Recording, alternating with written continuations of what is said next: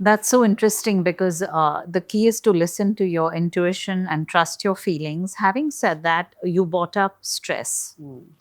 And I want to tell you from my own personal experience that stress and trauma in the full cycle that I had my periods Mm. put it off the whack for 6 months when I lost my father. I lost my father in 2012, and 6 months after I lost him, that is the only time in my life that my periods were completely out of whack.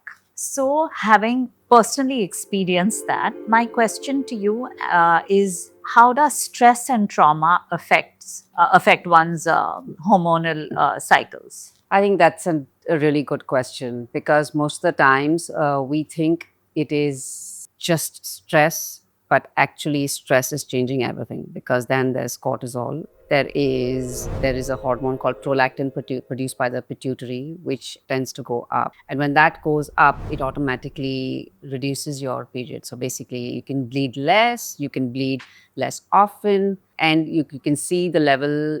Typically prolactin is affected by so many different hormones that we tend to repeat it again to see if it's really high or not. Typically, there is, just to understand that our immune system responds to stress, our digestion responds to stress, everything responds to stress. And what kind of stress are we dealing with? So when you said when your father passed away, we are talking about acute stress. It was an acute stressful event. When I go for a run, it is an acute stress to my body. I'm not carrying it further. I guess over 6 months, you healed from that trauma. And that healing took its own time. Your body responded to it, and something then reached an equilibrium. Important thing is, should we be running away from stress? And that's something that I feel people need to understand. There is acute stress and there is low grade chronic stress, which most of us are facing on a day to day basis when we are going to office or managing kids and doing all these 50,000 things. That is chronic low grade stress. That is a problem, I see. as opposed to acute stress, which I created for my body by lifting heavy weights or by going the run or for just exposing myself to sunlight for some time. Like that is my voluntary acute stress. And to put it in like in simple language, if I see a tiger, I need to run. It's that fight flight mode, right? So that is that acute stress. My sympathetic system, which is the one which is fight or flight, needs to kick in. If it doesn't kick in, I'm dead. So evolutionarily, stress was created for these kind of situations. Save yourself, run. Heart rate goes up, blood pressure goes up, there's action, right?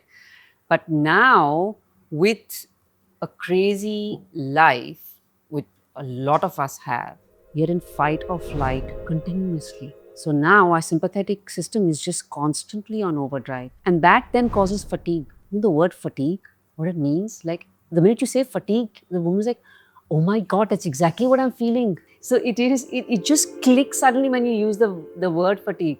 But that's what happens because now we are trying to protect ourselves. And then there's the whole social media, because then there's constant dopamine and there's that excitement and there's more dopamine, and then it finally flattens out and then doesn't bring us joy anymore.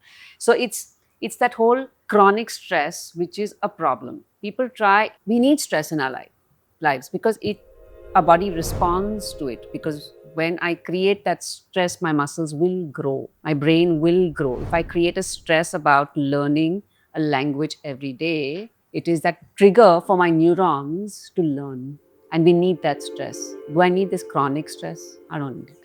So I think like stress can be our friend, and we need to recognize that, choose it, and choose it wisely. And then if you have all of these chronic stresses going on, then those are things that will affect your hormones at some point. They will. Even acute stress can, but the body heals itself. The body is just so beautiful. It finds its way if we allow it to. But chronic stress is something that will eventually impact all your hormones. I see. Yeah, having experienced it firsthand, I really appreciate the insight on it.